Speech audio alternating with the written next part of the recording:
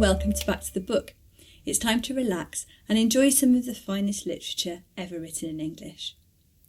We're currently reading Pride and Prejudice by Jane Austen, and today we find Elizabeth at Hunsford, looking forward to a dinner invitation at Rosings. If you're sitting comfortably, then I'll begin. Mr. Collins's triumph in consequence of this invitation was complete. The power of displaying the grandeur of his patroness to his wondering visitors, and of letting them see her civility towards himself and his wife, was exactly what he had wished for, and that an opportunity of doing it should be given so soon was such an instance of Lady Catherine's condescension as he knew not how to admire enough. "I confess," said he, "that I should not have been at all surprised by her ladyship's asking us on Sunday to drink tea and spend the evening at Rosings. I rather expected, from my knowledge of her affability, that it would happen. But who could have foreseen such an attention as this? Who could have imagined that we should receive an invitation to dine there? An invitation, moreover, including the whole party, so immediately after your arrival." "I am less surprised at what has happened," replied Sir William, "from that knowledge of what the manners of the great really are, which my situation in life has allowed me to acquire. About the court, such instances of elegant breeding are not uncommon." Scarcely anything was talked of the whole day or next morning but their visit to Rosings. Mr. Collins was careful, instructing them in what they were to expect, that the sight of such rooms, so many servants, and so splendid a dinner might not wholly overpower them. When the ladies were separating for the toilette, he said to Elizabeth, "Do not make yourself uneasy, my dear cousin, about your apparel. Lady Catherine is far from requiring that elegance of dress in us which becomes herself and her daughter. I would advise you merely to put on whatever of your clothes is superior to the rest. There is no occasion for anything more. Lady Catherine will not think the worse of you for being simply dressed. She likes to have the distinction of rank preserved." While they were dressing, he came 2 or 3 times to their different doors, to recommend their being quick, as Lady Catherine very much objected to being kept waiting for her dinner. Such formidable accounts of her ladyship and her manner of living quite frightened Maria Lucas, who had been little used to company, and she looked forward to her introduction at Rosings with as much apprehension as her father had done to his presentation at St. James's. As the weather was fine, they had a pleasant walk of about half a mile across the park. Every park has its beauty and its prospects, and Elizabeth saw much to be pleased with, though she could not be in such raptures as Mr. Collins expected the scene to inspire, and was but slightly affected by his enumeration of the windows in front of the house and his relation of what the glazing altogether had originally cost Sir Lewis de Bourgh. When they ascended the steps to the hall, Maria's alarm was every moment increasing, and even Sir William did not look perfectly calm. Elizabeth's courage did not fail her. She had heard nothing of Lady Catherine that spoke her awful from any extraordinary talents or miraculous virtue, and the mere stateliness of money and rank she thought she could witness without trepidation. From the entrance hall, of which Mr. Collins pointed out, with a rapturous air, the fine proportions and finished ornaments, they followed the servants through an antechamber to the room where Lady Catherine, her daughter, and Mrs. Jenkinson were sitting.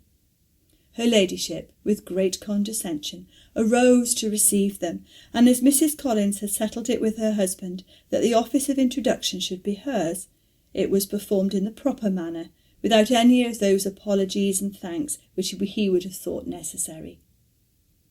In spite of having been at St. James's, Sir William was so completely awed by the grandeur surrounding him that he had but just courage enough to make a very low bow and take his seat without saying a word, and his daughter, frightened almost out of her senses, sat on the edge of her chair, not knowing which way to look.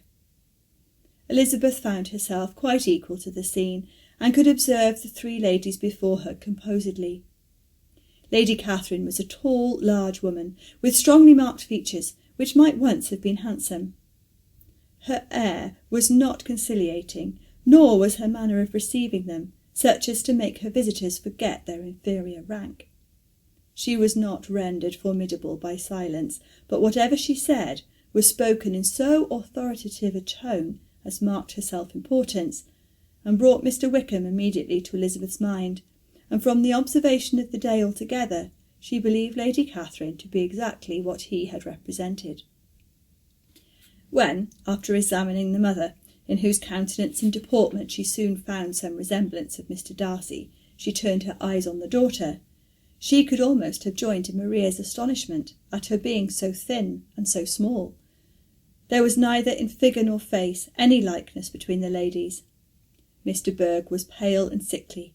Her features, though not plain, were insignificant, and she spoke very little, except in a low voice, to Mrs. Jenkinson, in whose appearance there was nothing remarkable, and who was entirely engaged in listening to what she said and placing a screen in the proper direction before her eyes.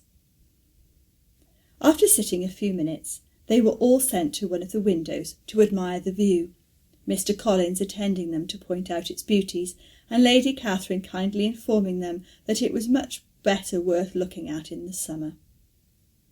The dinner was exceedingly handsome, and there were all the servants and all the articles of plate which Mr. Collins had promised, and as he had likewise foretold, he took his seat at the bottom of the table by her ladyship's desire, and looked as if he felt that life could furnish nothing greater. He carved, and ate, and praised with delighted alacrity, and every dish was commended, first by him, and then by Sir William, who was now recovered enough to echo whatever his son-in-law said, in a manner which Elizabeth wondered Lady Catherine could bear.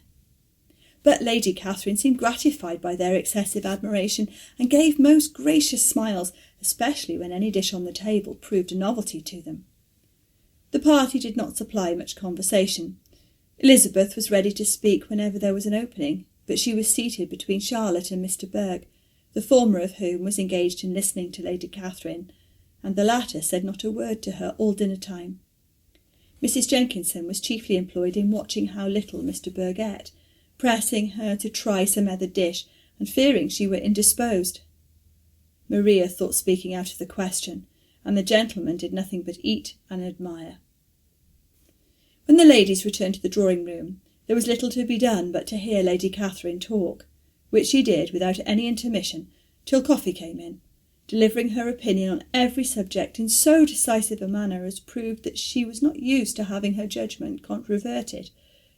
She inquired into Charlotte's domestic concerns familiarly and minutely, and gave her a great deal of advice as to the management of them all, told her how everything ought to be regulated in so small a family as hers, and instructed her as to the care of her cows and her poultry. Elizabeth found that nothing was beneath this great lady's attention which could furnish her with an occasion of dictating to others. In the intervals of her discourse with Mrs. Collins, she addressed a variety of questions to Maria and Elizabeth, but especially to the latter, of whose connection she knew the least, and who, she observed to Mrs. Collins, was a very genteel, pretty kind of girl. She asked her at different times how many sisters she had, whether they were older or younger than herself, whether any of them were likely to be married, whether they were handsome, where they had been educated, what carriage her father kept, and what had been her mother's maiden name. Elizabeth felt all the impertinence of her questions, but answered them very composedly.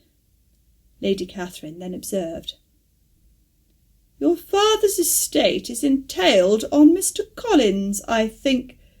For your sake," turning to Charlotte, "I am glad of it, but otherwise I see no occasion for entailing estates from the female line. It was not thought necessary in Sir Louis de Bourgh's family. Do you play and sing, Miss Bennet?" "A little." "Oh, then some time or other we shall be happy to hear you. Our instrument is a capital one, probably superior to— You shall try it some day. Do your sisters play and sing?" "One of them does." "Why did you not all learn? You ought all to have learned. The Miss Webbs all play, and their father has not so good an income as yours. Do you draw?" "No, not at all." "What, none of you?" "Not one." "That is very strange, but I suppose you had no opportunity. Your mother should have taken you to town every spring for the benefit of masters." "My mother would have had no objection, but my father hates London." "Has your governess left you?" "We never had any governess." "No governess?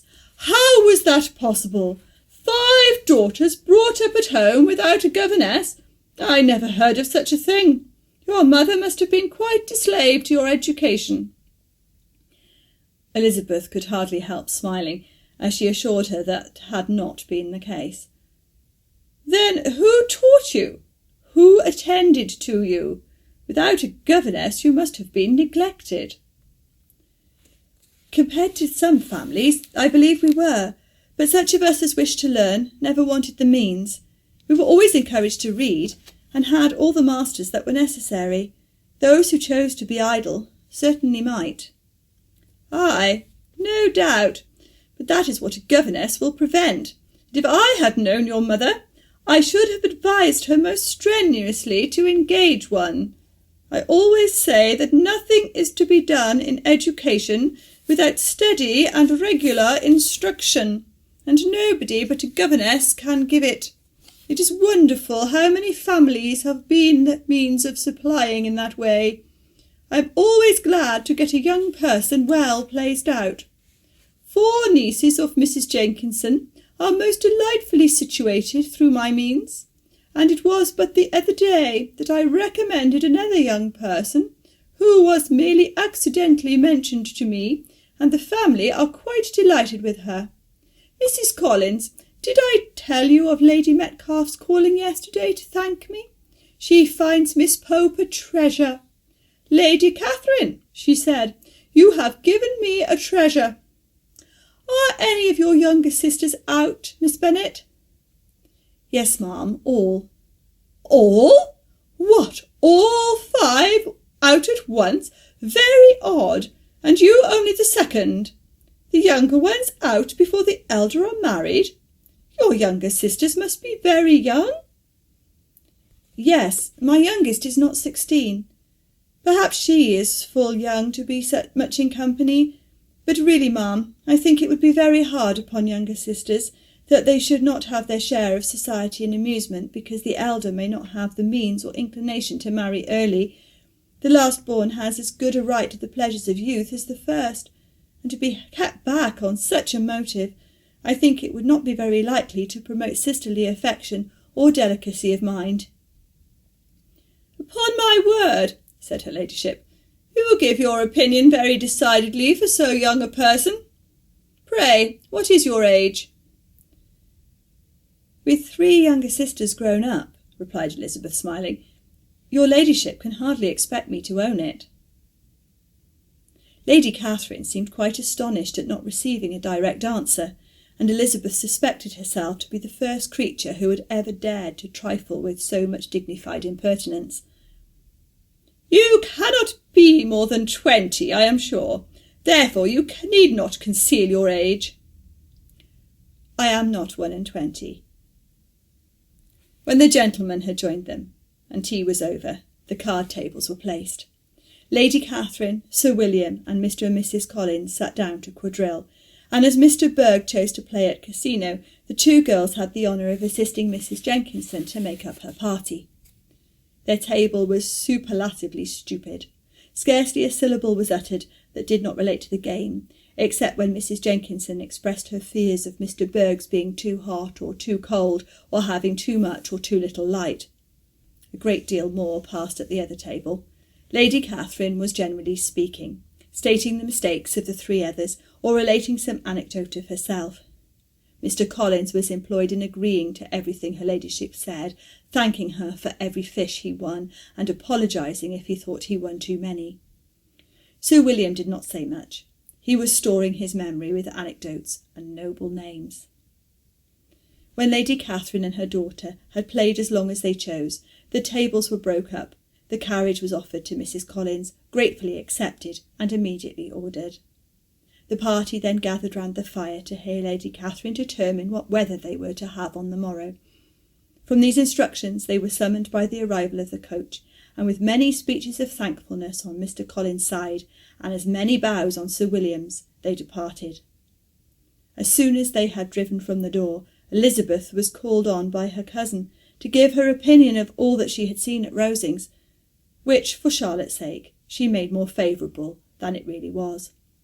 But her commendation, though costing her some trouble, could by no means satisfy Mr. Collins, and he was very soon obliged to take her ladyship's praise into his own hands. Thank you for listening. If you're enjoying Pride and Prejudice, don't forget to like and subscribe. I look forward to seeing you next time. Goodbye.